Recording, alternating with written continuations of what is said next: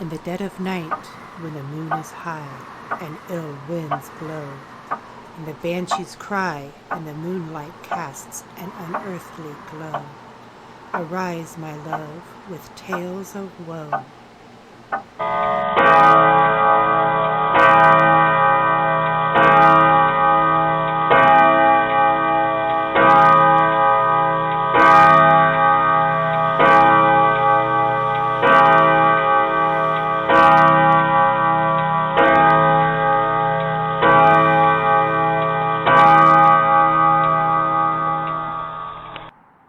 Good evening. It is 12 midnight, the Paranormal Hour. Welcome to Ghost to Ghost. I'm your host, Chief Lawson.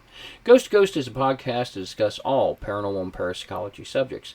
You can find Ghost to Ghost on all major formats, so tell your friends, tell your family. Come listen to Ghost to Ghost. Good evening, ladies and gentlemen. It is that hour. It is time for Ghost to Ghost. And tonight we have a wonderful, wonderful thing scheduled, and this has been long in the works. Tonight we're going to get to talk to Mike Ricksecker and talk about his career so far. And with me tonight I have Heather Lawson, my case manager and podcast director. Hello. And Mike Ricksecker, researcher, author, publisher, filmmaker, and a lot more. Welcome, Mike.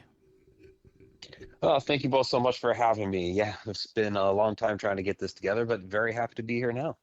I tell you, I was going over, I found a bio from you online, and I'm reading this, and of course, as we were talking before the broadcast, I'm writing on my second book, and Richard, which is another fireman, Richard Estep, and we kind of bond a little bit, and he's in me about writing books, and he told me the last thing he said last year, he says, you should be turning out a book every 3 months, and, I thought, I don't know where he gets this at, because I'm retired, I'm still trying to unpack the house and do other things, and then I read yours, and I thought, man, I feel like a slouch. I mean, oh my God, and my wife looks at it and goes, he has kids, and he also has a job. I'm thinking, okay, yeah, that makes me feel good. I mean, dear God, the things you have done, and one thing I want to point out is that you're a fellow veteran, a U.S. Air Force veteran, and we want to thank you for your service.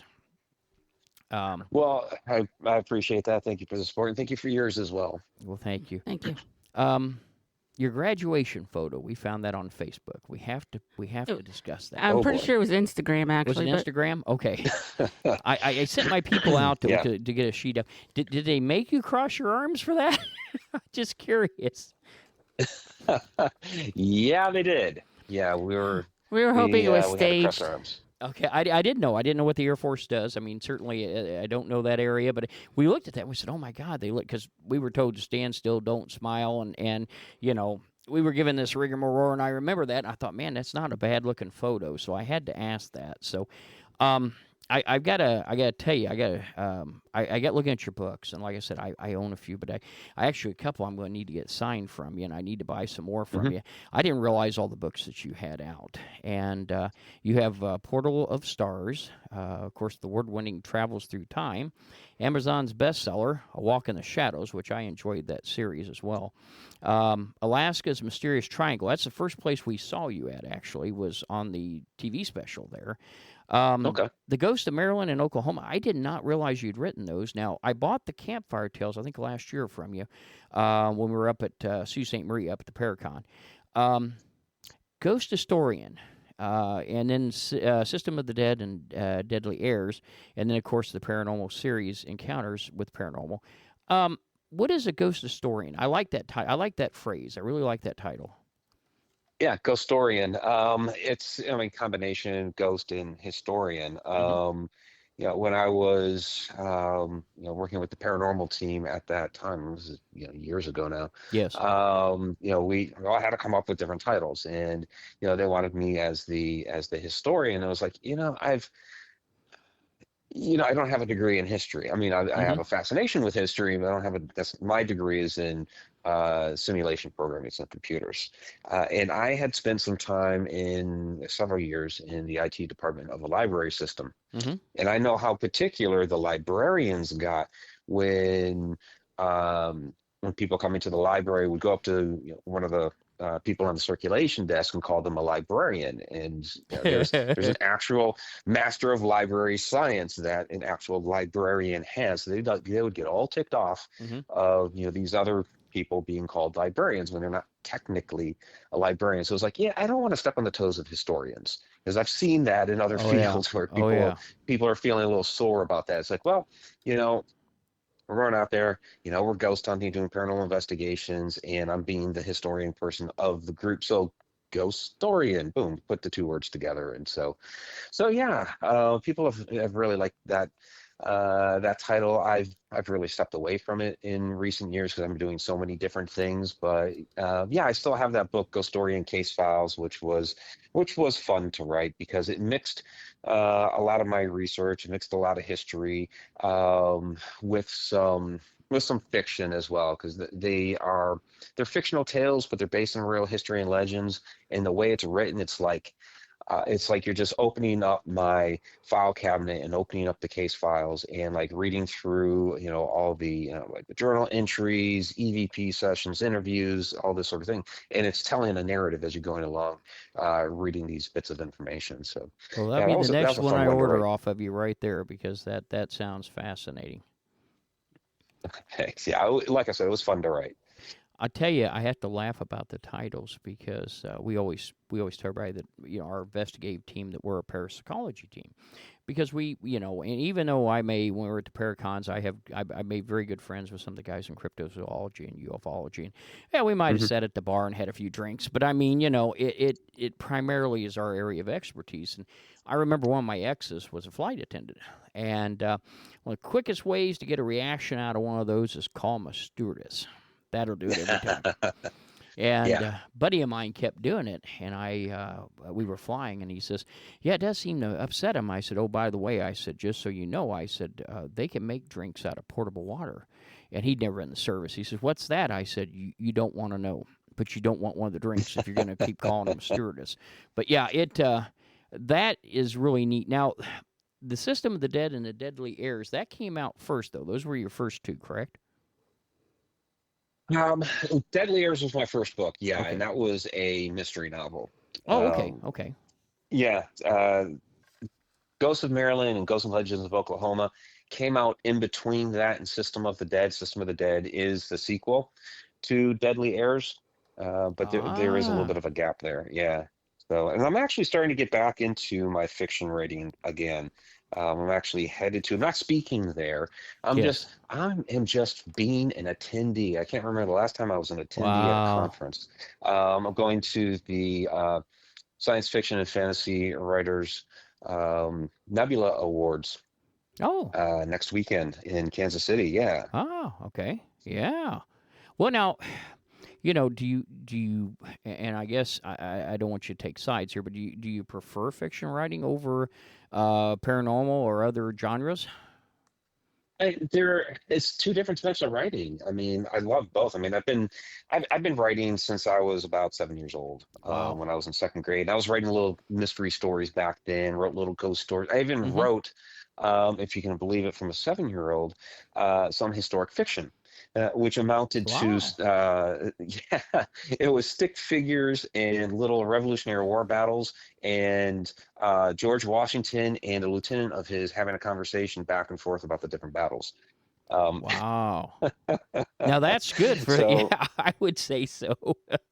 Yeah. So yeah, I've always had and I've always liked the storytelling, and I played Dungeons and Dragons back in the day, and I was always the dungeon master and creating the campaigns and all that. In fact, I had people contacting me from when I was a kid, when Stranger Things first came out. Oh yeah. And like it opens with they're playing Dungeons and Dragons in the basement. Yeah. And the dungeon master is Mike. And this is back in the early 80s, and they're getting a hold of me. It's like, that is so you, because that was he looks like you did back then. We're playing D&D. It's at that those exact years that we were playing. It's like I'm viewing my life here, but but yeah. So I've always had that creative streak in me, and the nonfiction came along. I mean, honestly, it really just kind of fell in my lap. It's one of those things Yeah. where the universe is like, hey, I like what you're doing, but we need to steer you over here a bit. Sure. Because I had written Deadly Airs, and I was doing a lot of social media marketing back on, this is how long ago it was, back on MySpace. Oh, heck And yes. Yeah. Yeah. you know, Yeah. Facebook really wasn't around yet. No. And Good old like it was, MySpace. yeah, like it was, Facebook was really just starting at the time. And so I was still there on MySpace, and I had my editor for my book Ghosts of Maryland contact me and say, hey, I know that you're a fiction writer, Mm-hmm. but I see that you do have an interest in the paranormal, which I did because I had the little ghost stories that I wrote. I would talk Sure. about a lot of different paranormal topics and these sorts of things. So she said, I see you also have this interest in the paranormal, and you live in Maryland. So, she pitched to me that, we're looking for somebody to, because we're expanding our line of paranormal books. We're looking for somebody in the state of Maryland to take on this project to write a Wow. nonfiction book about true ghost stories and hauntings in Maryland. Yeah. So yeah, it was one of those where it just kind of fell on my lap, and it inspired me when I ended up moving to Oklahoma to go ahead and write the Oklahoma book, and then just really dive a lot deeper into the paranormal research that I already had been doing. And now that I had these books out, and I'm getting, booked to speak at different conferences and libraries and things like Sure. this, and I was getting more involved with, paranormal team and all this. I started putting the pieces together.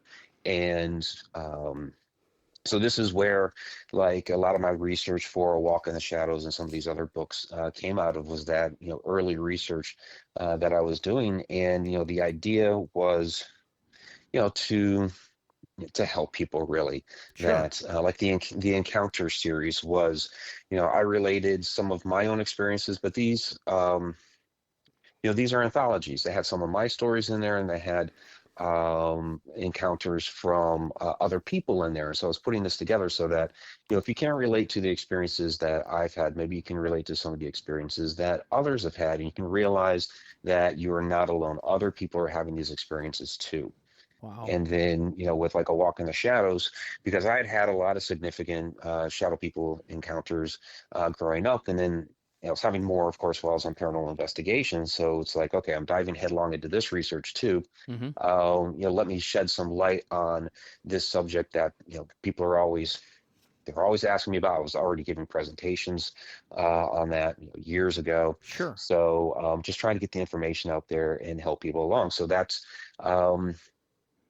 been a big driving force of mine on the nonfiction side, is, trying to get this information out there. And now I've taken that even further with everything that I've been doing now here with portals and stargates and time travel and all of this. Oh, outstanding. Now, that's your latest thing that you're working on right now, correct? Oh yeah, Portals to the Stars was my most recent release. So yeah, inside Stargates, Atlantis, and Secrets of Ancient Egypt. And yeah, the whole Egypt thing, like, people ask me, how did you, how is it, you were in the paranormal, now you're doing all this stuff with Egypt. And yeah, again, another one that was always an interest of mine, dating back to, the early 90s. You had the Sure. Mystery of the Sphinx documentary with Charlton Heston was the host, and it featured the work of John Anthony West and Robert Schoch, where they were redating the Sphinx and how it was, I have much seen older. that. Mm-hmm. God, that's been Oh, it's years truly ago. fascinating. Oh, yes. Yeah. Well, you can still watch it now on Gaia TV. They have it out there.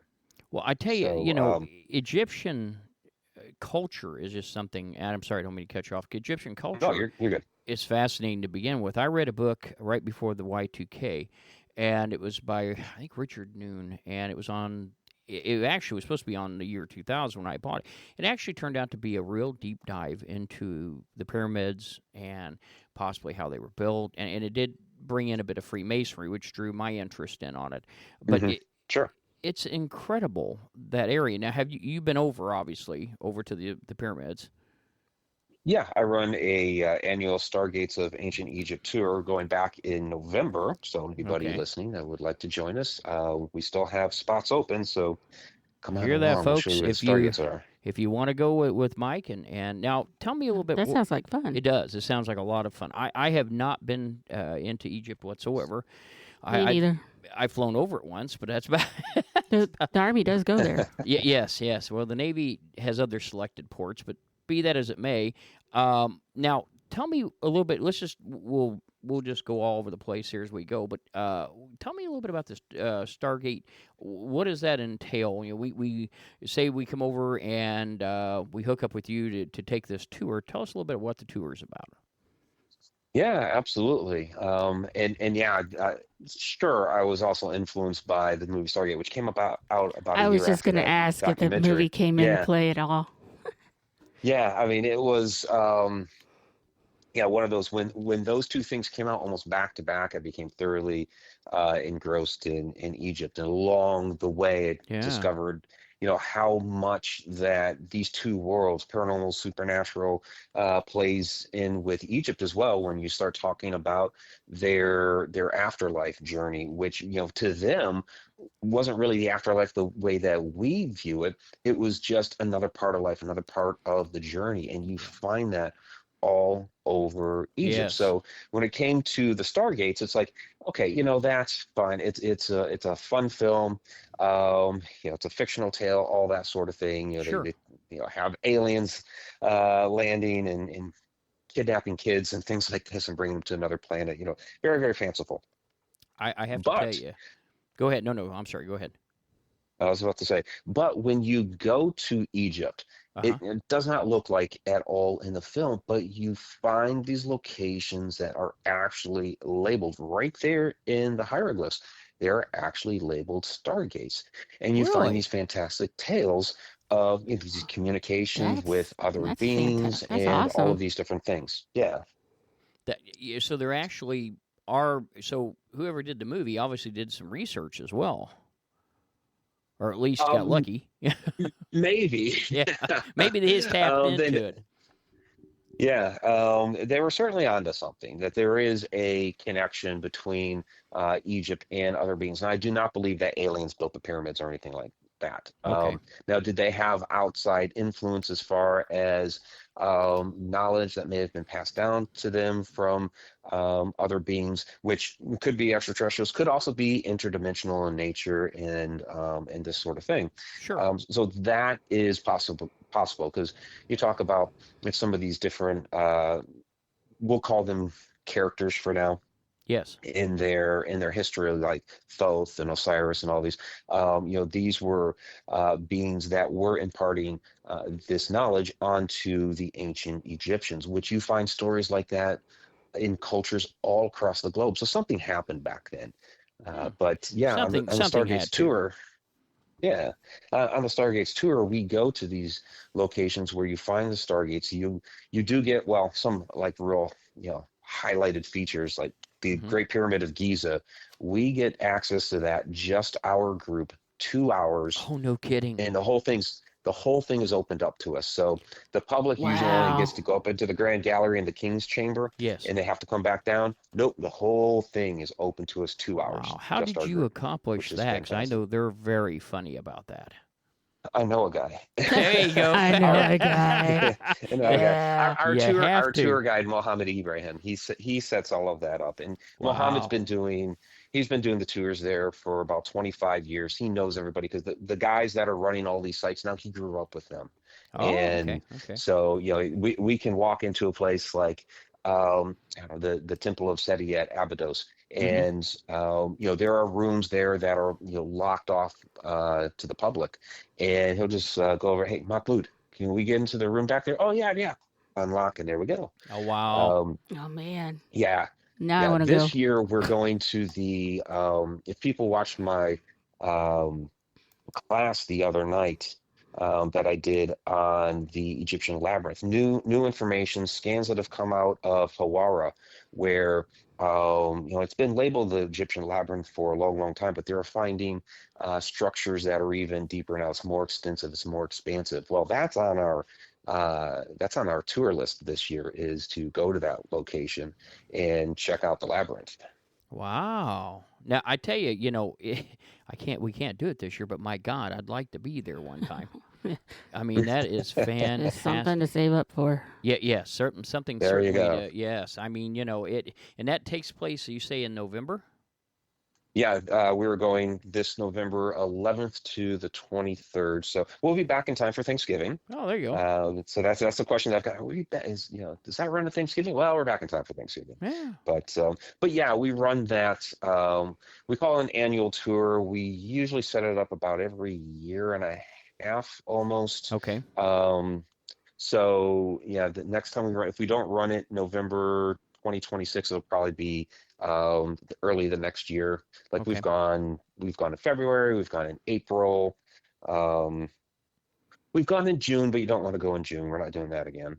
Oh, yeah, I bet that's like going to, it's like 3 times hotter than Florida in June, yeah. Oh, Well, yeah, we did it so that we could be in the Great Pyramid on the summer solstice. It was the start of a new cycle. It was the return of the Kepler cycle, which is the the new life energies yes.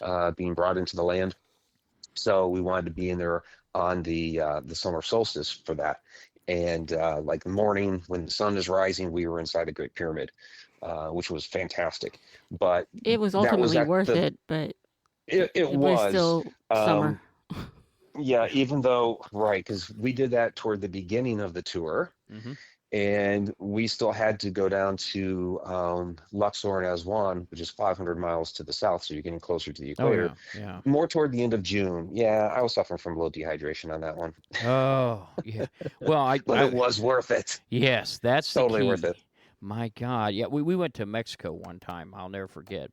And two of my kids were fairly young, and I'll never forget it. And all the way around, they kept going, this is hotter in Indiana. I go, yeah, I'm aware of that. And I don't know why we booked it, but something happened and we had to go. That was the only time that year we had the opportunity to go. We used to take one vacation outside the country, one in. And so, yeah, I'll never go to Mexico in July again. That was... Yeah, I understand why people, because when I called, they said, oh, we got plenty of openings, plenty of bookings. Yeah, there's a reason for that. That's why.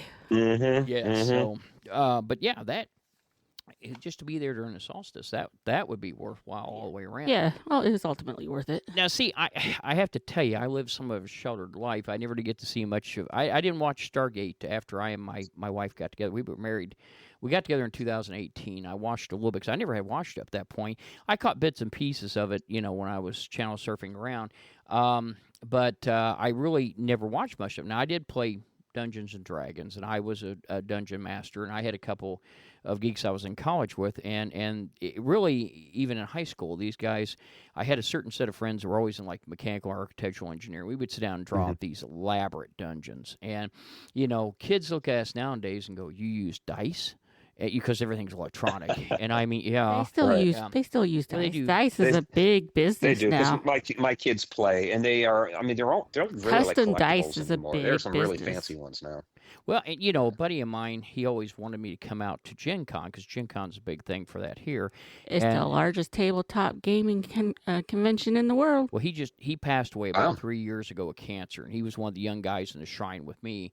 And he owned his sorry. own. Yeah, it happens. I mean, I miss him dearly. He was a good lad, but when he passed, him and another gentleman owned a large game store just north of us. And he'd always say, "Look, I can get you a pass in," because I'd always give him a pass for FDIC, which is the largest firemen's convention. It's also held here in Indiana. You'll never see more drunk firemen any place in your life than the end of April here. And I'd always get him in for that, for a few things, because there's a lot of firemen a game. And so I'd help him out with that. So he always offered. I never went. I kind of regretted that. But I never had seen Stranger Things when it came out. And I and Heather sat down, and she made me binge watch it all the way through. I thought, my God, where was this at? The basement looked like a buddy of mine's basement in high school. That's where we lived Yeah. at. I looked at that. I thought, my God, it brought back such good memories. And of course, the new season came out. We watched it. Yeah, it was pretty much my childhood minus the Dungeons and Dragons. Yeah, I mean, I had Us girls didn't really do that we for the had most. Well, when that came out, I was a bit younger in Yes. age when that was portrayed. It's always funny because we have such an age gap between So us. I was playing with Barbies and ponies when that came in the time period that's portrayed in Yes. the 80s. Yeah. Okay. Yeah. So those Yeah, those and kids it are a did little bring bit back a older lot of than memories. I would be at that time. all the Gotcha. memories itself. I mean, we always laugh and say the crypt is part man cave of memories. You know, I ordered a clapper the other day, and my stepson goes, "What in the hell is that?" I said, "Dude, it's the coolest thing you've ever seen." And you know, You can still buy the clapper. yeah, you still buy it. It's on Amazon. Yeah, you actually can. I mean, we've got several things. The big thing I'm looking for Christmas down here, I want an aluminum tree and a color wheel. And I was going to put it up because it's kind of decorated in the 50s, 60s kind of fad. But we always laugh about that. And I told him, I said, "Oh yeah," I said, I'm Gen X all the way. I mean, we didn't. I first car seat I ever rode in was not for safety. It was to keep me out of Dad's hair while I was driving. It was mostly a restraint. And I mean, no different than the restraints we use on an ambulance. Car seats at all, yeah. Yeah, it was just a big I mean, aluminum my thing parents to talk keep about, us from running around. Yeah. Yeah, my parents talk about when they're driving me home from the hospital. I mean, my mother's holding me in her arms, sitting in the front seat of the car. My dad had a Cadillac. We didn't wear seatbelts until probably the mid '80s when a lot of states started. Well, when my dad get a car, he would roll those up and shove them in the back of the seats. And I'll never forget because he bought a Cadillac. And of course, my dad, he was a Ford guy. And but he bought this Cadillac, got a good deal on it. And it wasn't a 4-door, it was 2-door, and the seats had to fold forward. And you could see these seat belts hanging down. But I would ride on the armrest. It was the greatest thing ever because if he had to brake fast, he'd throw your arm out. You kind of clothesline, but you'd learn to grab a hold of it before you went through the windshield. Mm-hmm. And then when he accelerated, you go in the back seat, and it was the greatest thing ever. You climb back on and go, do it again. I mean, it was, we were just tough. I remember riding out. We have relation in Wichita, Kansas, and we would go out in July, again, and I would sit back here. Of course, the seats were these vinyl things, and they would stick to you. I mean, they were horrible. Oh, yeah. Yeah, because Dad never bought a car. We would put down towels on the back seat because, they were vinyl, and you'd get burned sitting on that in the remember summertime. Peeling yourself off of them and kind of, especially if you had shorts on. We would take, oh, my God. And Dad never bought a car that had air conditioning unless it came with it. He just didn't believe in that. So you're out on, you're turning off 70, heading south on the toll road to Wichita off of Kansas City, and you're doing 80 with all the windows down. It's like a wind tunnel test for aircraft. Mm-hmm. And I'd sit in the back of the car, back in the back window. We'd lay up there like a bunk bed and made you sweat just as bad from the sunlight. But I mean, I'll never forget it because that was the way we traveled. Kids nowadays, of course, I'm sure every generation said this about the next, but the kids nowadays have no idea. First car that had air conditioning was, I think, 2 cars after that. And Dad bought it because it came with it. And Dad was very frugal. That was just part of that generation, all the way around. But one of the things that, and getting back to the Egyptian theme we were talking about, I've always been interested in Freemasonry. Thought for a long time a lot of our ritual, of course, our ritual dates back before the birth of Christ, but they also believe that some was influenced by the Egyptian priests. And I've always been interested in that. Now, the City of the Dead, do you get to go down there at all? City of the Dead. Which city are you referring to? Karnak, I think it is. Okay, Karnak. Yeah, we do go to Karnak. I've heard people call it that. I don't know if that's the right name for it. Yeah, it may not be the City of the Dead. Right. You hear a lot of the dead sort of thing that's thrown around when it comes to Egypt. And it's just, in a lot of ways, it's a misnomer, and people apply it to like everything. Just kind of like the Book of the Dead. It's like, well, there is no like real Book of the Dead. And for one, it was, I mean, the proper term would be the Book of Going Forth by Day. But even then, it's not like one book. Anytime somebody was buried, there were different spells and prayers and stories and things like this that were either put onto their sarcophagus or maybe written on a scroll and left with them as far as like instructions on getting through the afterlife. And they were all a bit different. Sometimes, somebody got a few of those. Sometimes people got a huge long narrative. So it was all different. That's why sometimes when people ask questions about Egypt, it's like, well, could you be a little more specific? Well, that's it. And I kind of wonder, because I've heard several different cities being called the City of the Dead, and I actually bought a book years ago, and it was at some discount. We were traveling, and I stopped some discount bookstore, and I found the Book of the Dead by the Egyptians, and I'll never forget it because I think one of my ex-wives asked me, she said, "Is that the real book?" I said, "If it is, it wouldn't be at discount books, don't you think?" I said, "I doubt sincerely, but I'll buy it." It wouldn't be at a secondhand bookstore. No, and of course it was a collection, and it actually was a fairly decently written book. I can't remember the author's name, but it alluded to the fact that the Book of the Dead was a collection of many different papyrus skulls and different spells and certain bindings that were put together, and I was rather surprised, but it was an interesting read. I mean, I needed something. I actually left my book when we left, and it was a mistake, so I always like to try to carry a book that I can read as I go along, and I try to get to as many as I can. That's why I said I have to apologize. I haven't got all yours read yet, but it's it was kind of interesting because there is a lot of misnomer there involved with that. Sure. And now when so is your tour like 3 days, 4 days? 12. Or is It's a long tour. Because there's so much involved. Yes. We're starting a couple days up there in the Cairo area. Like I said, we make that trip up to Hawara, the Egyptian labyrinth. There's a couple other pyramids and things that we're seeing up there. We have a whole day there on the Giza Plateau. We go down and see, some of the other pyramids, like we go to Saqqara. We go to Dashur, which has the Bent Pyramid and the Red Pyramid. Yes. So we do a lot, and then we head down to Luxor, which Luxor and Karnak and all that is there. Those temples also. It's right there by the Valley of the Kings. So we visit all the tombs. Hatshepsut's mortuary temple, which is a huge Stargate. We go visit that as well, and we end up going on from there after we toured around a bit, and we do a day trip on the bus up to Hatshepsut's temple, which is absolutely beautiful. The beautiful painted blue ceiling, and then the Temple of Seti at Abydos as well. But then we get on a boat, and we have a 4-day now cruise all the way down to Aswan, where along the way we're hitting different temples and sites and things like that. Yeah. Wow. Yep. And we do that all the way down, hitting all the temples and everything till we get to Aswan.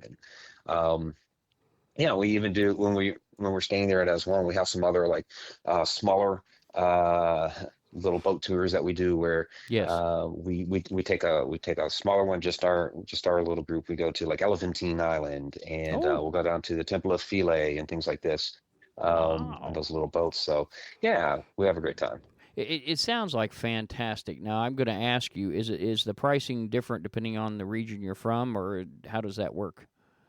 Yeah, no, it doesn't differ on the region you're from. Okay. So I'll say this: the airline cost is not included because people do come from everywhere. Like it becomes a bit of an international group. We had, last time we had people from Costa Rica, from Switzerland, from Scotland.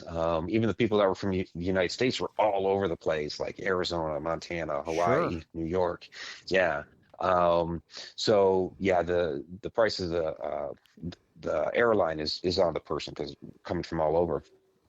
Outstanding. The only difference in the actual price is if you're coming alone and you're looking for a single room by yourself, or if you're sharing a room with a partner. So there's a price difference with that. But like all the hotel costs, the travel costs, because we do have to get on a Egyptian domestic airplane from Cairo down to Luxor. That's all included. Of course, bus fare and the entry costs and all that to get into this. All that is baked into the price. That's outstanding. Actually, that's quite a deal because, and I kind of wonder. That's why I was going about with the regions, because I knew that you have to be flying in from different locations. So before we're done, we'll give you a chance to give information on where to contact for that, and maybe next year if we're continuing that on, maybe me and Heather can join you on that. We may be some other members of our team that would like to be a part of that. That'd be wonderful. Yeah, that'd absolutely be great. I'm going to hit one thing before we get off the Egyptian topic. I got a chance to go down through Chichen Itza and Tulum, all down, in Mexico, and of course a lot of people tie those pyramids in with the pyramids at Giza, and I'm just curious to what your thoughts are on that. Yeah, I've not yet been to Chichen Itza. So over the next couple of years here, starting to make some preliminary plans to go down there. Mm-hmm. And not just there, but also down to like Peru and Bolivia and seeing some of the interesting megalithic sites down there. But yeah, it is very interesting how the pyramids, many of the different pyramid sites around the world look very, very similar. So like Chichen Itza, in a lot of ways, it looks like the step pyramid at Saqqara. Yes. And you have a lot of similar symbolism with these different cultures all over the world. So with Chichen Itza, you see the the snake Yes. that's symbolized along the side, and that's something that's yeah, you have a lot of correlation back to ancient Egypt, like I mentioned, Hatshepsut's temple, where you have Mm-hmm. the snakes that go up along the side of the grand staircase that goes back up into the temple. But this was, a really a universal symbol of energy, whether we're talking, Egypt or Mesoamerica or South America, the American Southwest, um, you know, China. Mm-hmm. It all comes back to that earth energy, and you see other symbolism all over the world that is connected, whether it's the spiral or the handbags or the pine cones. Yeah, so many um, Connections. correlations that you Yes. have across the world, which with cultures that traditional archaeology says we're not supposed to have had any communication with each other. Was like this is too uncanny, It's and it's not a coincidence. the You can't say it's a coincidence. right, and the characters, like we were talking about Thoth and Osiris a little Mm-hmm. bit earlier, we see those same types um, of beings that Yes. are described in these other cultures, but they're given other names like Quetzalcoatl and um, Enki and some of these other names Yes. from other cultures, and they're really talking about the same being.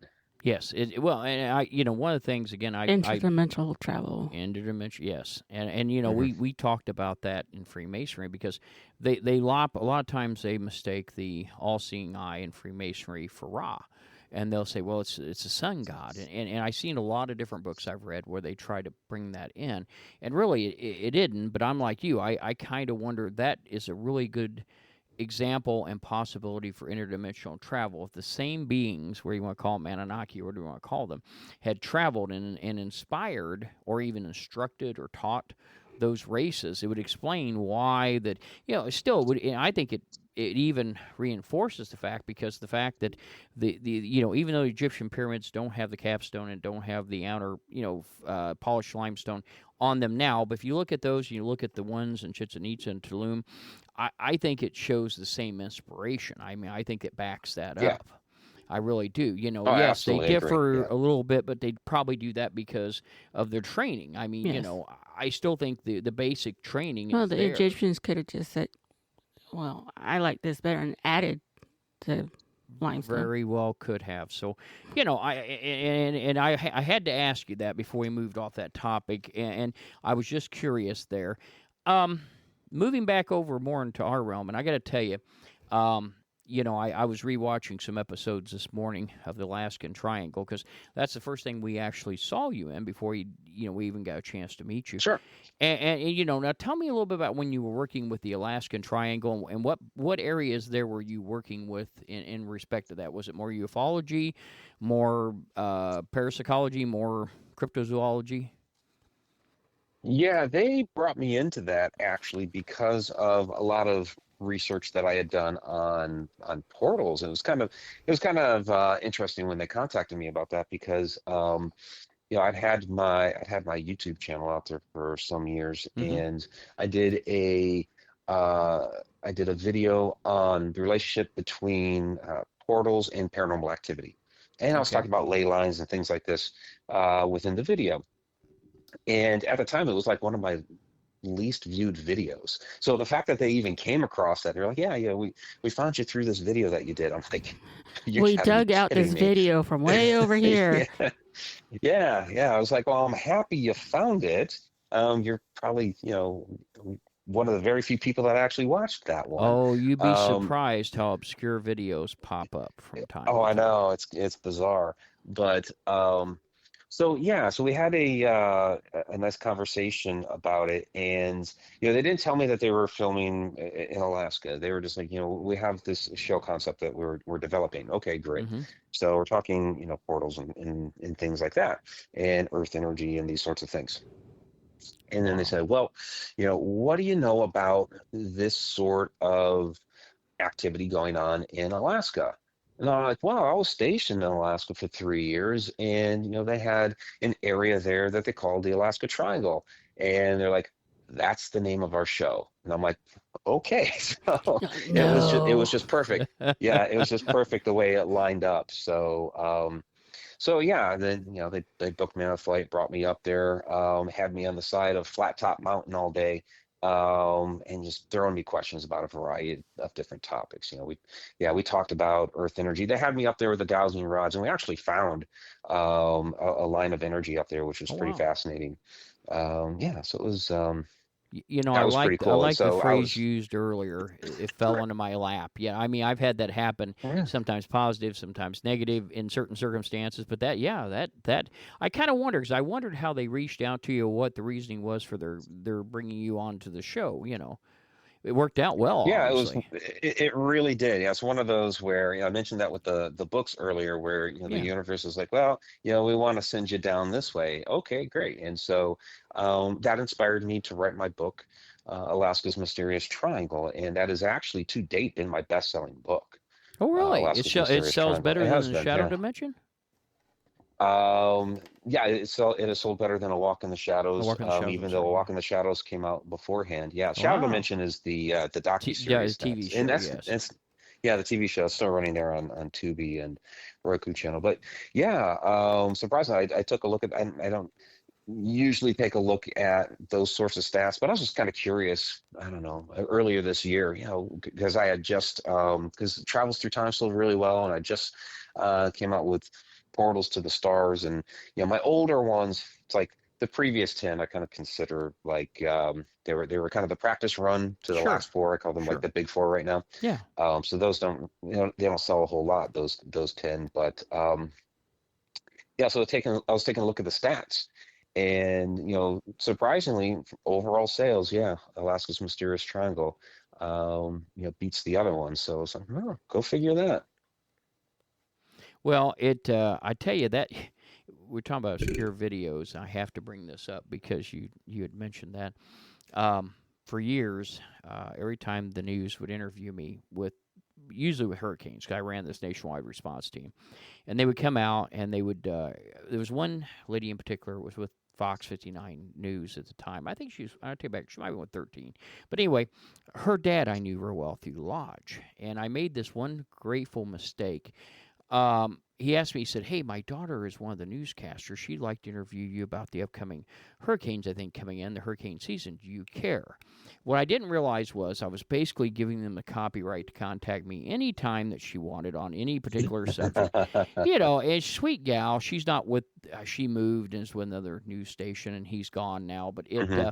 But anyway, due to her, I had to carry a dress shirt and a tie in the damn car in my vehicle just so I could change if I had to. And I'll never forget it. We went through all these different interviews about hurricanes, and when right after 9/11, they had a lot of memorial services, and whenever they would have that, they would go to those of us that had been there. But lo and behold, one cold wintry day, I'm on the way into yeah, my wife thinks this is funny. I'm on the way into the office, and I'm stopping at a Road Ranger truck stop because my ice scraper had broken. I'm doing this thing we tell every person on the road not to do. I have scraped out a hole that I can see through in the front windshield like a tank viewing device, and I'm Hmm. stopping there to get a ice scraper to scrape the rest. And Jennifer was her name, and she came up and out of nowhere. I'm cold. I'm tired. I just want to go to the office and get coffee. And she comes up and says, "Hey, can I interview you?" I go, "Not now, Jennifer." I go, "Interview the truck drivers. They have to drive in this. I don't. I'm just trying to get to the office." Nothing to her but interview me. And it was a rather, I don't know, 4 or 5 minute interview. And part of it was they asked me why I stopped there. And I said, well, I broke my ice scraper, and I want everyone to know it's highly unsafe to drive unless you have a clear view of the road. You should clear your windshield off entirely or don't be on the road. And I said, I broke my ice scraper. From the time it took me from that truck stop, which is approximately 30 minutes to make my office, they had edited that film, and the only thing there was this broadcast of me that looked like someone who was mentally challenged holding up a broken ice scraper going, I broke my ice scraper. And that's all. And something happened to the footage, and it slowed a bit. So by the time it made it worse. Yeah, and then they put it on the news, and so my guys saw it back at the station. So when I'm sorry, arrived, but that's just kind of reminded me of like Forrest Gump. There's my boat. Yeah, exactly. It was the same kind of feeling, And I arrived at my office to find 15 ice scrapers on my desk. Everyone went out, got every extra ice scraper they could find. Some of the guys went over to Marsh, which was a supermarket back then, and They bought probably some. got them out of their cars, too. Oh, and they're all on the desk. And I woke in, I thought, oh, yeah. Yeah, and this is why no good deed goes unpunished. And I walked in, so fast forward, I get ready. I actually was medically retired, and I for my retirement at the party, those assholes went and found that clip on the news. And this is not the days of YouTube. I mean, this is before all that. They managed to find the clip and get it recorded. And they brought it, and it's part of my PowerPoint. All of a sudden, the PowerPoint, had a little bit of background music. It was flashing different photos. Mm-hmm. All of a sudden, it stops. And I hear Jennifer's voice going, and tell me again why you stopped at the truck stop. And I thought, you got to be kidding me. And I turned around, and sure enough, they gave me the whole thing for my retirement. They thought it was hilarious. They even wrapped up an ice scraper. I still have spare ice scrapers in the garage from that whole deal. But yeah, you'd be surprised. Those things live in infamy, and they never go away, those broadcasts. So, people do find them. But that when you said that brought that to mind, and I'll never forget the ice scraper video. And at that point, I hired a public information officer, and he got to talk to those people. I kept them out of my instant command center, so I didn't have to deal with it. But I have to laugh about that. That reminds me of a good story. Yes. So when I was in high school, we had spent some time in Columbus over the weekend at my aunt's house. I think we spent the night there or whatever the heck was going on. We come back, and the entire yard, the trees, all that's been teepeed. You got the toilet paper up to the trees.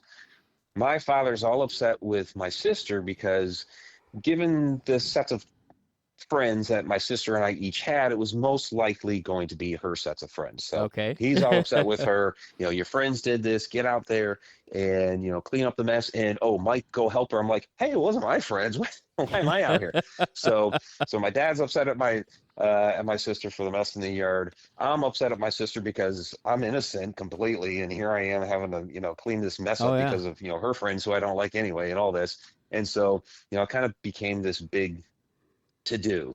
And my sister insisted it was not her friends. Well, fast forward to 7-8 years ago, my father retires. And they're having a nice ceremony for him. He's getting these nice little awards and plaques and gifts and all this sort of thing. And so one of the guys, and he opens up the letter, and it's a very, very nice, eloquent letter thanking him for all of his years of service and everything. And at the very bottom, it's like, oh, by the way, you wrongly accused your daughter. It wasn't her friends, it was us. Like they kept this secret for, 25 years? Like that. That's hilarious. Well, I've been there. My dad passed away in 2016, and years ago. Of course, I grew up in the late 60s, early 70s, and Dad bought one of the. Dad worked at a good job, so he had fairly decent money, but he saved up. Dad was big into TV. TV was his world, and of course, back then it was like 5 channels. And he bought this, like all of us had, one of these console TVs. I mean, they weighed a ton and had the beautiful wood cases and everything with them. And he bought the Zenith Space Command, one of the first remote control televisions. And I'm not kidding you. This remote control was big as a brick, just like a brick you build a house with. I mean, it was horrendous. It used a 9-volt or 2 9-volt batteries, and it didn't have a lot of options: channel up, channel down, volume up and down, on and off, and it had a zoom feature. But I didn't know much about it, and he got it. And of course, all of our kids were told, don't touch the remote. Only Dad and Mom operate the remote. If you want to do this, you have to get our permission. So my dad worked an afternoon shift, and he would come in late at night about 11 o'clock. And our house had a long hallway that left the living room going to the bedrooms. And mine was at the very end of the row. And one night, I would sit up a lot of times and wait for him to come in. There was a show called Sammy Terry, which was, a sci-fi show, and I always enjoyed that. But one night I got up, and Dad didn't know I was up, and he was sitting there. He had the TV. He was a little hard of hearing, so he cranked the TV up a little bit. And I just had a Slinky. I was messing around with it, and I found out that those remote controls were radio controlled by signals, and that the Slinky, it had hit just the right. And I know this reminded me of that when we were talking about resonance and volume, and so we were talking about the concepts of the universe. And I was watching some of your Portal YouTubes, and I found out that when I took the Slinky and just went back and forth with it, it changed the channels on the TV. Well, I didn't say a word. I kept my mouth shut. Dad the next day calls Beech Grove Appliance, which is where he bought the television. He's going through just ripping this salesman a new ass about the television. So out comes Beech Grove, because Dad was a good customer, bought a lot of stuff there. Brings him a new TV, sets it in place, takes the other one out. Oh my gosh. Yeah, fast forward about 4 nights. I get back up, and I thought, well, let's try it. Any good scientist knows you got to repeat the experiment to make sure that's how it works. And so I'm up there, and sure enough, this thing's just changing channels, and he is just literally livid. And so the next day he calls Beech Grove Appliance and says, well, Mr. Lawson, I think that, you probably have a neighbor that has the same set, and all the remote controls work on each other. So my dad goes out to all the neighbors to ask them if they have this particular model. Of course, none of them did. And Dad's just upset. So the guy at Beech Grove, and I don't think he was a physicist, but he told Dad, he says, or an aeroscientist, but he says, maybe it's something to do with some of the planes going overhead or something. Oh, Dad was so angry. Oh my gosh. They tell him to call Charlie's TV repair out. So he brings Charlie's TV out, and they were one of the highest priced repair jobs and their repair companies there was. He brings them out not only once, like 6 times, and never could figure out what was wrong with the television. And he ends up getting a different television down the road that had a different remote. So I never mentioned a damn word. This is, so back in 2016, before Dad died, I remember one day we were driving somewhere, and I told Dad, he said something about TVs. And I said, I should probably tell you. I said, I never really mentioned it. I told him what I did. Didn't speak to me for like 6 hours. He was so damn mad over it. But it was great. He looked at me and he was angry. I think into the next day, he was just really angry about the whole thing. But it's funny, how those things work out. And firemen are horrible at pranks, and we do a ton of pranks. And I really, the other thing that happened in my retirement was they have this sprinkler collection. Some vendor had left it, and it had like 50 sprinkler heads. It's an ungodly, ugly thing. It had a ton of dust, and everybody kept trying to give that to the next person, and it almost became my retirement package. And I'll never forget it, because I got it delivered to my house. They were smart enough not to try to give it to me during my party.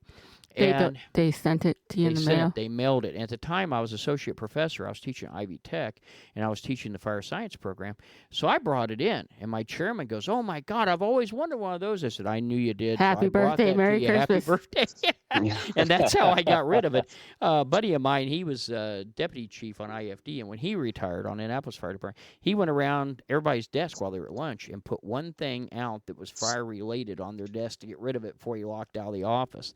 I always thought that was pretty cool. But, well, nice. I tell you, I want to touch on the shadow realm real quick, because I really, I like Sure. I said, A Walk in the Shadows is not a book yet that I have got a chance to go through, but I got a chance to watch the TV series, which I'm sure is not as good as the book. But the reason I asked this is we had a member in our group, and we've been around since 1999, our parapsychology group.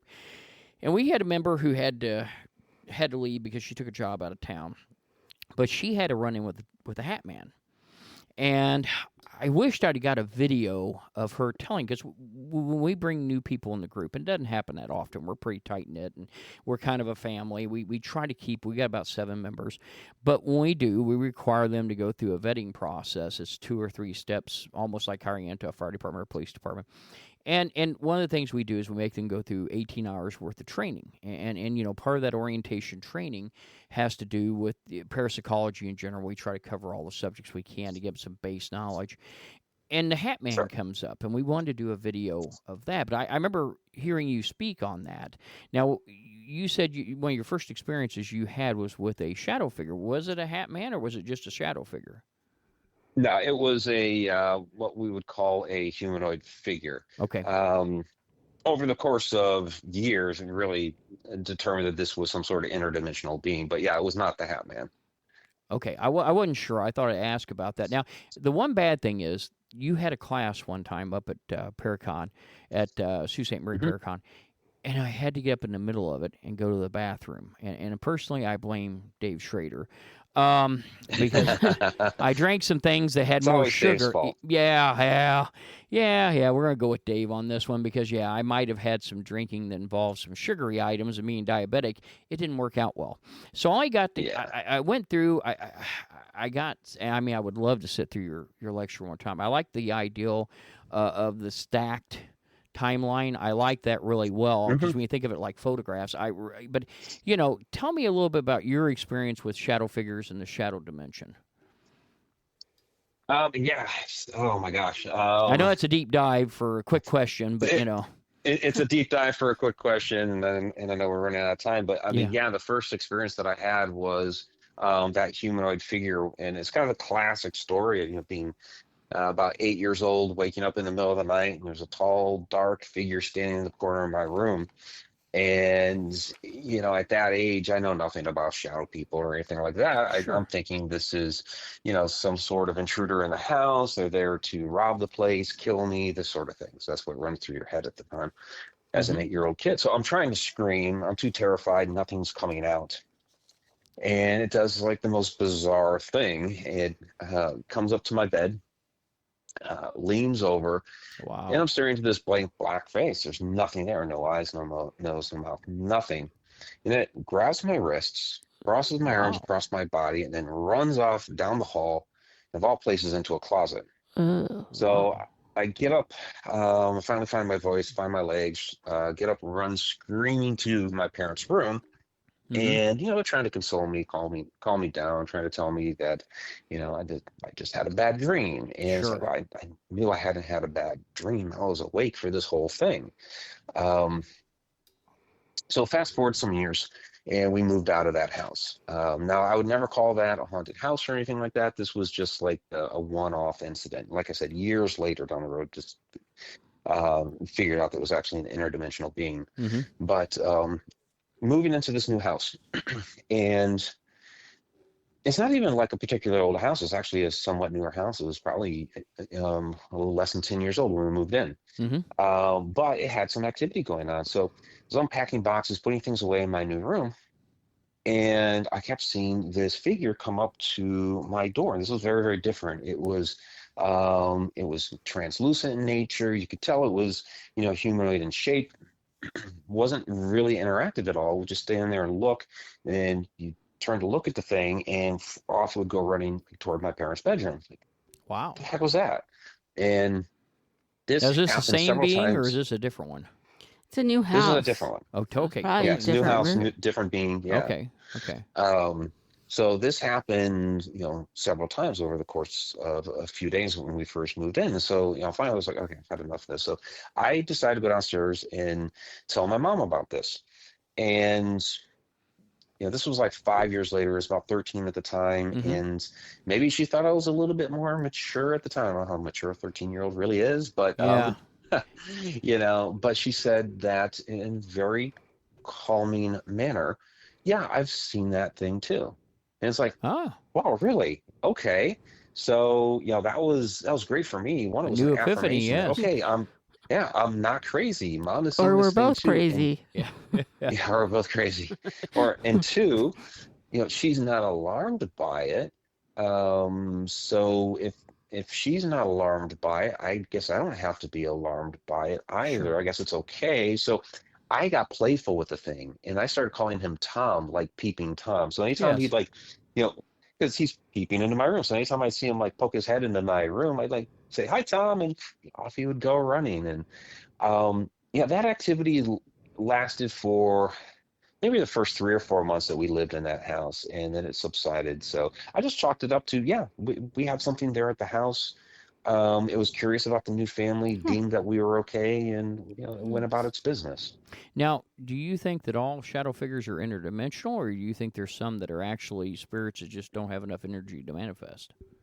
Yeah, I mean there are a lot of different things, and I Okay. get into that in A Walk in the Shadows. Yeah, some of them are human spirits that can't fully manifest as an apparition. Yes, some of them are interdimensional. Some of them are extraterrestrial. Some of these are time slips. Mm-hmm. Some of these are light beings that you're just kind of seeing the core of the being, and the light that they're emanating is just beyond the capacity of what our eyes can actually take in. And Mm-hmm. a lot of it does come down to the way that our eyes work and function, Sure. because we only see into a In very the narrow spectrum, band yeah. of the spectrum. Yeah. Yeah, so when these other things are coming into our plane of existence, we're only seeing what our eyes are able to interpret, with the rods and the cones. Sure. So yeah, that's why, yeah, sure, a lot of these are interdimensional, because when we start talking about dimensions interacting with each other, we don't have, we are multi-dimensional beings ourselves. We are a fourth Sure. dimensional consciousness within a third dimensional body. Mm-hmm. When the third dimensional body passes, the fourth dimensional consciousness goes to wherever it goes. That's what people debate about. But these other dimensions, fifth, sixth, seventh, on up to the 10th. Wow.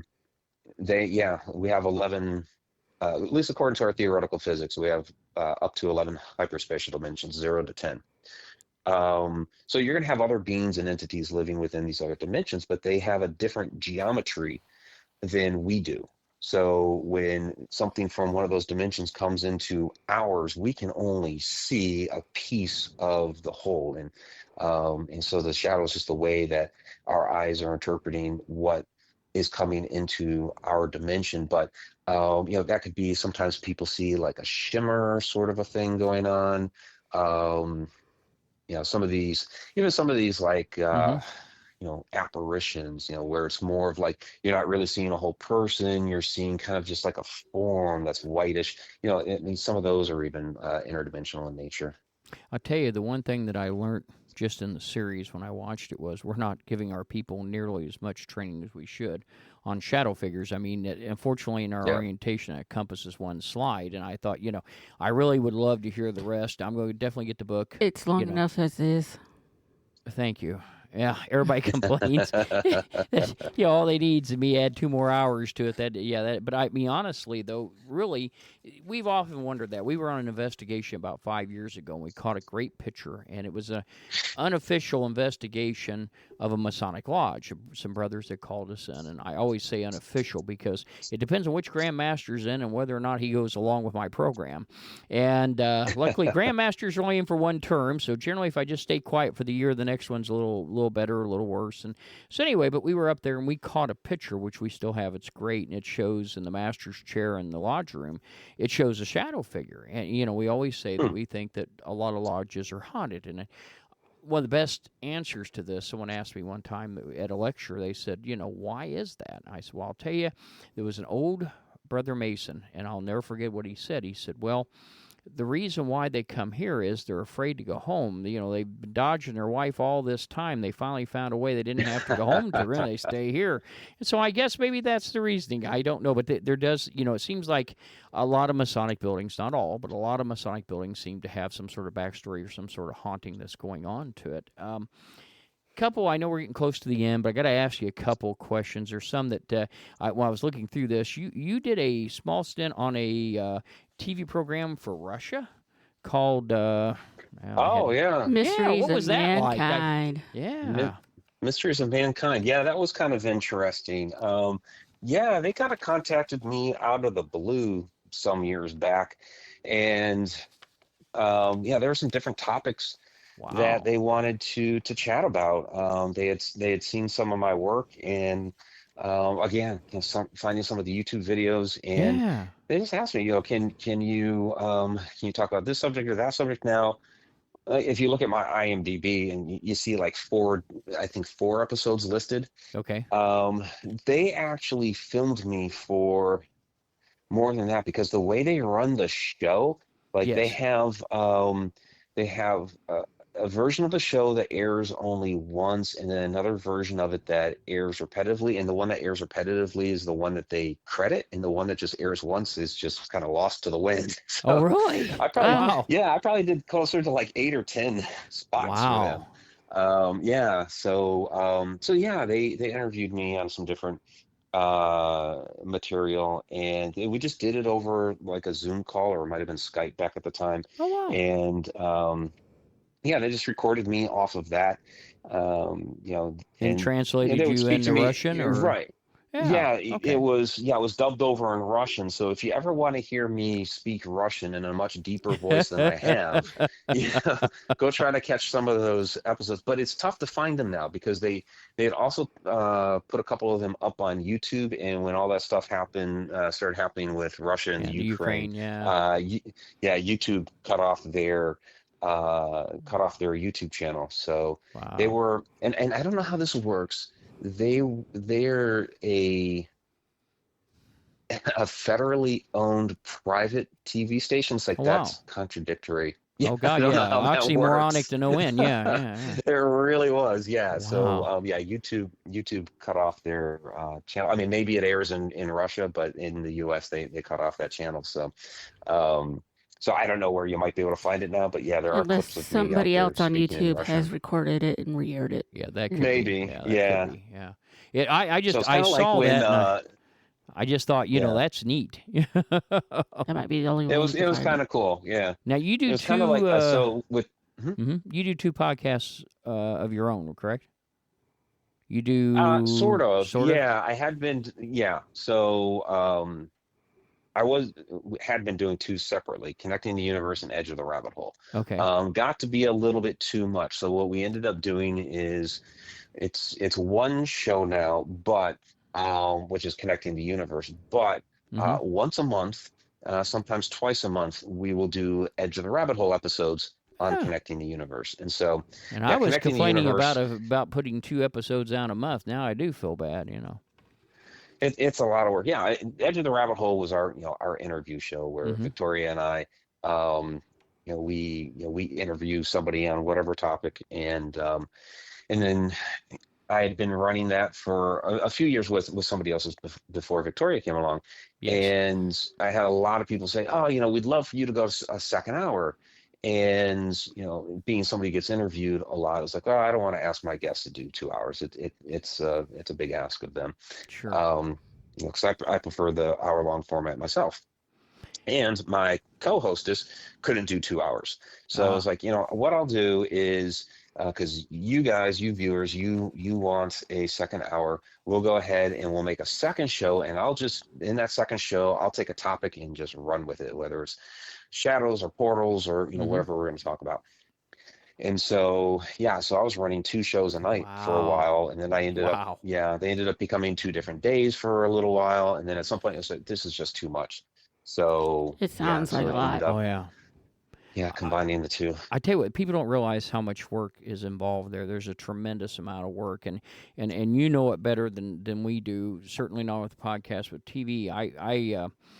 I'm a Knight Templar, and I belong to a group here in Indiana. It's the only historical reenactors that are accurate. And we wear chainmail and the whole 9 yards. And I never will forget, about 10 years ago, maybe it was 12, we got contacted by a History Channel who wanted to do a small segment of us for a show. It was called, God, I was trying to remember the name. It wasn't the name that was published under. It was published under The Templars Tonight is what it was published under. And when it says Tonight, it's TOKNIGHT. And it was published in Canada. But anyway, we had to film this thing. And, they said, it's for 20 minutes of filming. I thought, man, we'll just knock this out in a few hours. No, that was 2 8-hour days. That's how much they put on the yeah, I don't know how many candles we went through. The armor was heavy. They didn't understand that. And we didn't realize how out of shape we were. I mean, those guys were, those knights were some buff guys. Because, I mean, the first time we would get dressed at a building across the street, the Grand Lodge building, we came to Scottish Rite Cathedral. That's where we did the filming at, in one room. We would have to go up and down like 10 steps. It was like you were climbing the pyramid, the Jaguar Pyramid in Chichen Itza. I mean, it's, oh my God, with all this armor on time we get up there. And I'll never forget it. And after both of those days, we had like 10 minutes in the entire hour program was dedicated to us. Everything else hit the cutting room floor. And I thought, my God, it takes that long to get in. And then, of course, that was before we were doing podcasting. And it does. It takes time. You have to put it together, the questions. You have to do the research. There's a lot out there. But to do that is, my hat's off to you. Definitely. And I before we wrap up, I got one more question I've got to ask you. It says that one thing I think this IMB or one of my ran across says you publish your own books now. Are you still working for the publisher, or do you run your own publishing company now?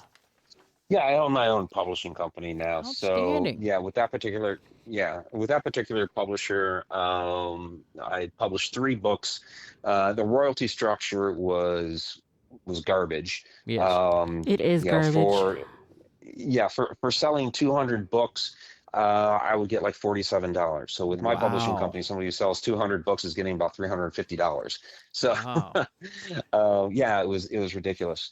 And it was a little bit early on. Self-publishing was starting to become a thing, and I'd played around with it a little bit with some ebooks and things like that. Sure. And it was like, I understand how this system works and how I can put things together. And so, let me see if this is something I can do. And that's where the Encounters with the Paranormal anthology was born. It's like, I had a couple of encounters I had already written about. And so, I asked for people to, who wanted to volunteer some of their own encounters. And so, I ended up with this nice little anthology, which was the first encounters book. And it's like, oh, this actually worked. So, combine that with the fact that, for years I had, plenty of people asking me, how to get published, Sure. Okay, you've been published, you've got these books out there, how do you do it? And so I would give them some advice. I'd tell them about my experiences, what I know about the industry, and just kind of throw them to the wolves. Like, have at it, good luck. Well, now that I knew how to do this, it's like, well, wait a minute. I can, instead of throwing other people to the wolves like that when I give them some publishing advice, I can actually publish them instead. And so that's what I started doing. That's where Haunted Road Media was born. Wow. So I've got about 15 authors that I'm publishing right now. So it's small. It's a lot of work on my part. But people that maybe would not have otherwise have gotten published, or they don't know how to go about doing that aspect or whatever. I'm able to help them and get their work out there for them. That's fantastic. I mean, do you sleep at all? I mean, that's the first thing I wonder. I look at everything you do. Yeah. Didn't you read somewhere that he also has a regular job? Do you, I stepped away from that a little bit more than a year ago. Yeah. Okay. I had been in I the knew IT for a while you industry did. for you said I've been in the IT industry for over 30 years. And Oh, yeah. One of our... Because we were wondering, how you had time to do anything. Yeah, if you were still working. One of the things that, like I told you, Richard, On top of the everything. last Paracon we went to was Sault Ste. Marie, and one of the things I did, I took his course on how to write the book, and he pulled me aside, being a fellow firefighter, and he was giving me a lot of crap. Anyway, but he told me, he says, you should be turning a book out every 3 months, and I'm going, how the hell does he figure that? Then when I got reading all your bio and everything, I got thinking, dear God, am I that bad? Am I just a slouch? Should I be carrying a tablet Well, or a computer everywhere I go? Yeah. Richard's got himself a system too, though, because I've asked him about that because Yeah. he does churn out a lot of books, and and he's a great writer, and you look at Yeah. his books, and there is a system that he has in place, and also a lot of those books, he has a lot of books in the hopper. He's not just working on one at a Sure. time. He's working on about 5 or 6 books at one time and adding to this one and adding to this one and adding to this one, and then he'll start another, and then all of a sudden, oh, this book is done, it's ready to go, okay, that one's getting published, and so he always has like multiple books in the hopper that he's working on at the same time, and everybody's brain works a little differently. Sure. And I don't know if I could do that. I am technically working on 2 books right now, and a nonfiction one and a fiction one, but they're 2 totally different subjects. Yes. So I can kind of separate those a bit. Okay. Yeah. But like like Portals to the Stars, it was originally after Travels Through Time. I was going to follow that up because that's part of the Connecting the Universe series that I'm working on right now. Yes. I was going to follow it up with a book called Energized Earth, Okay. which was going to get into Earth energy and all that. So Yeah. it's like, okay, starting from time and the nature of the universe and all that, Yes. to okay, let's get to Earth and how the energy of the Earth works and all that, and then we'll take it to portals and stargates. But I was inspired when I was in Egypt on the last tour, and I was like, no, I'm going to do the portals and stargates book now, and I kind of took some of what I had in Energized Earth and included that in portals, but I couldn't. I'm still writing Energized Earth. That is going to be a book, but I couldn't do Energized Earth and Portals to the Stars at the same time. It was like, nope, I'm putting that aside and I'm working on portals. Just people work differently. So, well, I remember, whatever works for you. Yeah, I remember when you said that you started in fiction. One thing he told me was a story. We were talking and drinking, and he said, the publisher came to him one day and said, well, the paranormal books are falling off. I need you to write a Western. And I go, how the hell do you do that? Because I mean, my desire was to write paranormal, and he goes, well, it goes where the money's at, and he said that's part of it. And he told me how he studied a bit and how he started turning out a Western novel. And one of my friends had told me, and there's several things we've done on episodes with research, and it kind of interests me. So kind of like that, I'm still working on the main book, but I made some directories for later, and I've been putting information. When you're a firefighter, it's a great rewarding career, but it doesn't pay well at all. And so you tend, until you get to be an officer in a higher rank, you usually will have side jobs. And a lot of guys do all kinds of things. They do flooring, they do chimney sweeps, they just do everything in the world.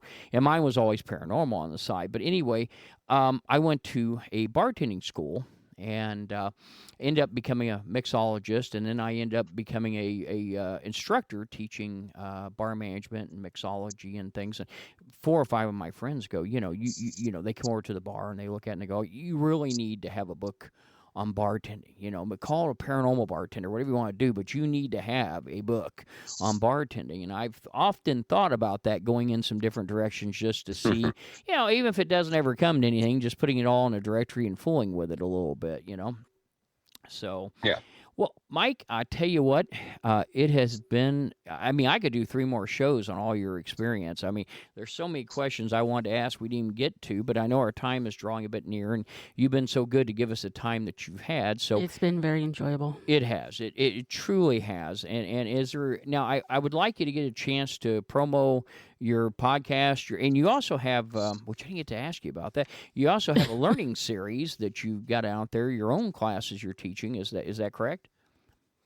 Yeah, it's on the Connected Universe portal. So connecteduniverseportal.com. It's an online learning site. So that's really like a huge, massive archive of a lot of my work. The full Connecting the Universe classes are out there. I've got all kinds of. I do monthly Q&A videos. I have. Like what I call Mike's Morning Mugs. So, people probably see my social media posts out there. So it's a more expanded version of that in video form. I've got like the travel blogs out there. So all of my Egypt stuff out there, all of my international travels that I do, those full length videos are out there. So much. And yeah, there's a community area as well that people can interact with. So I'm doing that in conjunction with, I've brought some of that back over to Patreon now as well. Okay. So Yeah. We'll So definitely that's been subscribe a to big that part of here in what I the do. very near future. Now, tell us a little bit about promo anything you want. Your trip. I know we talked a bit about your trip already, but if you want to give any sites or Yeah. anything, please do. Yeah, absolutely. So, yeah, definitely the Stargates of Ancient Egypt tour, which is in November. So you can just go to my website and go to the events and tours section. So you can find all of that sort of thing there. And pretty soon here, we should be announcing this within the next week. We're going to be doing a Scottish castle retreat over Oh, Halloween weekend. Yeah, On oh, so Halloween? that's just before the Egypt tour. oh, Yeah, it's Halloween weekend. We're going to be at wow. a Scottish castle. Yep. Man, now So be on the that's the lookout for one. that. Yeah, that's the one I want on. I haven't ever had a chance to take her across the pond yet. I've been twice, and I Uh, miss seeing the guys. So I mean, yeah, that would be fantastic. That's outstanding. Well, Mike, yeah, thank that you one. so much. I appreciate everything. That one, yeah, Yeah. I'll keep in touch with you. I don't know, like I said, I don't think we can do it this year, but got too much in the wire as stands right now. But I tell you what, we'd like to bring you back maybe sometime in the future if your schedule, permits. Yeah, And that would be Yeah, great. sure, that'd be fantastic. if there's anything we can do for you, we're here in Indiana. If you're in our area, look us up. If you're passing through, you can stop and have a drink. And I mean, you're always welcome. And certainly as things go along. Now, at the end of our show, I don't know how familiar you are with our podcast, but we have a ghost of the day. So, what is that? Ghost story of the day. Ghost story of the day. I'm sorry, ghost story of the day. And we always do a little small story at the end. So, but before we break and before we do that, I want to thank you again. I tell you, I can't say enough good things about all your work and everything. I'm going to close with this one thing. I got to tell you how we first met you. Oh my gosh. I yeah, don't know if he wants Okay. to hear this. yeah, it was years and years ago at the Paracon in Sault Ste. Marie. We go to other Paracons, but that was our primary. And I truly missed that one because we used that for continuing education and everything Hmm. else for our group. And we went up, and I think you were in the basement. You were over in the corner, and I think Dustin was a little bit down from Yeah, you. And you're across from Dave. Yeah, Shane was right across from me, yeah, and Dave. Yeah. yeah, and Dave and everybody, and I, we got there that morning, and I looked over and I told Heather, I said, that's the gentleman that does the Alaskan Triangle. And I said, I'm going to stop over and see him. And of course, this was kind of post. It was right there after COVID. Right after Yeah, COVID. right after COVID. And a lot of Hmm. people were very funny about things. I'll never forget because they didn't want to necessarily stand too close, especially if they were filming. They had to be very careful. And Dave used that opportunity to stand behind me and do all kinds of interesting things and photos. But anyway, him and Shane, and they took that as their opportunity to do anything short of finger puppets. And but anyway, I remember going by and I said, I kind of hate to ask him. He looks like he's upset. I said, maybe he doesn't like the stand he's at. So we kind of held We off. kind of avoided you To for a the little second while. day to make sure I came by. I said, "Wait, he's smiling today." I said, "I'm gonna stop by and see him." So I collect autographed pictures because in the crypt we have pictures hung up all around, and I got one of your photos then. And I think at the Oh, time great. I don't remember why I didn't get a book, but there was some reason that I had to go. I may have been a class I had to be in, but that's how we the first time I think we ever met you. I'm sure you don't. Yeah, he remember comes back. that. He's actually really nice. Yeah, yeah, and I felt so bad because you were so friendly after we talked, and I try not to interrupt people when they're having a bad day, except for Dave. Now Dave come down one time and had martini-itis, and he showed up 2 hours late. I think Greg and Shane were selling these books for him while he was gone, and at a discount price, may I add. And but I would give him a hard way to go or something along that line. But I generally, if it's somebody else, I try to avoid making their day worse. And those Paracons are a mess. I know they are for people that are there lecturing and everything else. There's a lot going on. So, but again, I think you're a fabulous guy, and I appreciate everything you've done here and that being on our show. And again, if we can be of some assistance to you and be more than happy to do that, just feel free to reach out. And I got your number, you've got mine. So if you need anything, that's something that we can do. So, well, Yeah, folks, absolutely. Well, thanks again so much for having me on. I really Yeah. appreciate it. It was It was a nice wonderful having you. conversation. I think it was great. I enjoyed this immensely. Well, folks, that's all we have for our show tonight, and we thank you for listening to Ghost, and it is now time for the ghost story of the day with Sierra Medley. Today's ghost story of the day is from the book Campfire Tales by Mike Ricksecker. The story is The Albino Lady out of North Topeka, Kansas. When and where did you see her? It was the question that was to hang in the air all night. Liz Bradley, a local storyteller of North Topeka, Kansas, had organized Albino Lady Night, a participative storytelling evening in the cemetery in which the area's most famous ghost frequently visited. She had led them to up by torchlight, up a gradual embankment to the top of a small hill in the center of Rochester Cemetery, a location many in the small crowd had never been. Most residents simply drove by the cemetery without taking more than a glance, but few ventured in, and even fewer trekked into the heart of the graveyard, where a collection of headstones circled an old, leaf-barren tree. The torch now rested in the sconce near a tall stone bearing a cross, and Liz addressed the small throng, about 20 in all, that braved the cool chill of the autumn evening. The group was dead silent. She had already told them about some of the relevant history, that the albino lady, as she'd been known in the area, had at one time been a true local resident of what had been Rochester, a town once filled with the promise of a railroad connection that was never materialized. Now the road, school, and cemetery were part of North Topeka, where the albino lady had once lived and worked until her death in the mid-1960s.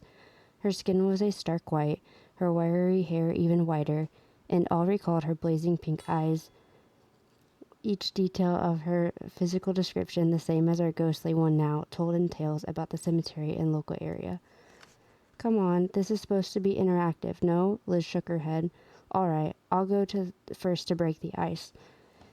It was just down the hill from where we came, and I saw her gliding along the road like an apparition, but not really, since she wasn't translucent. The lady was solid, but her pale skin glowed in the moonlight and made her look ghostly. I tried to follow her, but her walk seemed to be so much more quicker than my run, and I lost her amongst the headstones near the entrance of the cemetery. There was one other time that I thought I saw her out of the corner of my eye, the same area, but it happened so quickly that I'm not sure if it was her I saw or something else. She's not the only ghost and restless spirit around the cemetery after all. Murmurs permeated the crowd, and heads nodded in approval. It was a start, and Liz knew she had now got a couple members of the group to open up. Once those opened up, the story would start flowing. One nervous young woman in a pink hoodie raised her hand. A smile warmed across Liz's face. Yes, go ahead, dear. Well, I just wanted to say that I think she must have owned a dog, because the one time I saw her, I was here in the cemetery, and she just walked across with a big white German shepherd that also had pink eyes. She didn't say anything, and the dog didn't make a sound. It was like they just floated by. Liz nodded. The idea that she had a dog isn't uncommon. There have been quite a few reports that her ghost had been seen with the ghost of a dog, too. The type of dog changes, though. Some have seen her walking a poodle, while others reported her with a pit bull or German shepherd. A bald, middle-aged man in a dark blue windbreaker spoke up. I think she had a dog, too. I actually spoke with her one time. Her ghost, I mean. Again, yeah, it was right here in the cemetery. My buddies and I came here to try and find her years ago, and we got what we wished for. She came up to us with a dog. I do remember it as a poodle, so go figure. And she wanted to know what we were doing. So we told her that we were actually looking for her, and she told us, you boys better get going, I have to leave now. The crowd grew lively with chatter. The idea that the albino lady had actually spoken with someone really interested them, and a young college girl asked, did you record it? Do you have any equipment with you to get what she said on audio? What did her voice sound like? The middle-aged man chuckled. Heck no, I'm not one of those paranormal investigators, and back in the day, we had no idea that there was even such a thing as ghost hunting. We were just a couple of kids going out to the cemetery to find her because we'd heard the stories. I kind of remembered her voice as light, with a bit of a rasp to it.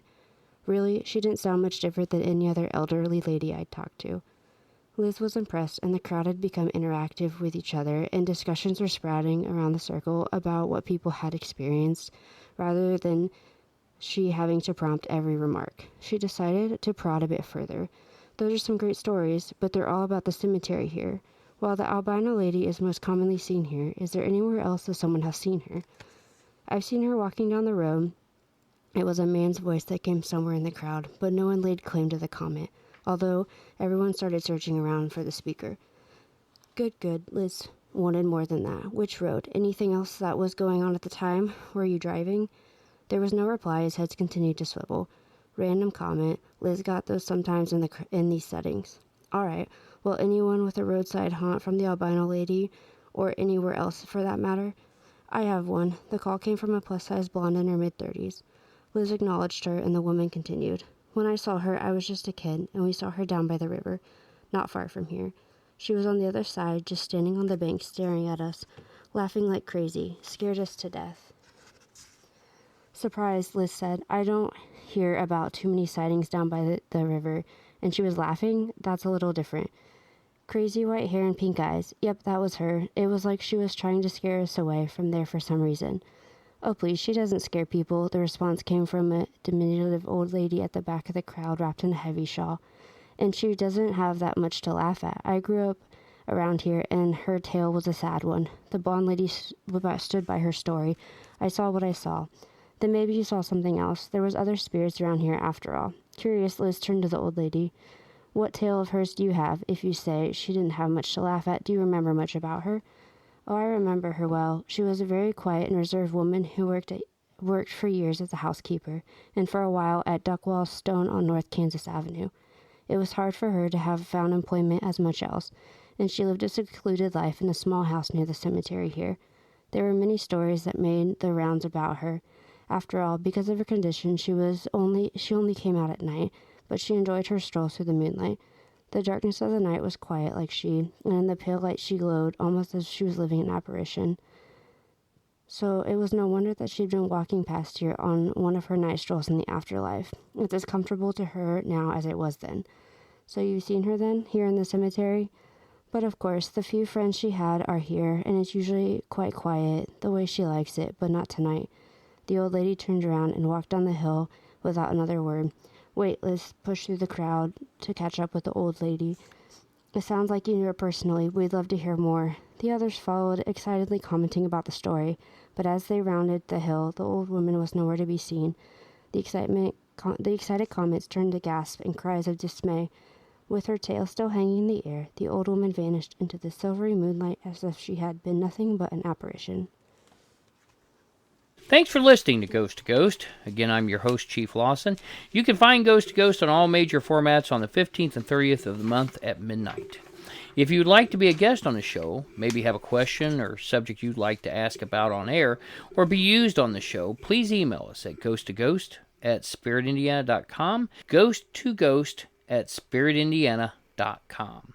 I want to thank my production staff on Spirit, Jennifer Verne, our research manager and our producer, and Heather Lawson, our trainer on Spirit and our podcast director, for helping make these podcasts possible.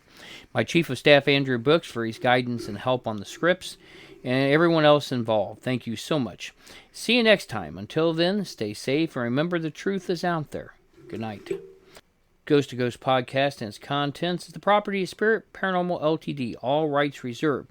We welcome you to download and play the podcast and share with others for personal use. You may not, except with written permission, use or distribute its contents for commercial use. Spirit Indiana Paranormal, covering the Hoosier State since 2002, Indy's oldest parapsychology investigation group. If you're experiencing what you believe to be paranormal issues, reach out to us for help at www.spiritindiana.com or call our hotline at 317-883-9103. Again, that is www.spiritindiana.com or our hotline at 317-883-9103. Thank you for listening. Take care of yourself and the ones you love, and be safe out there.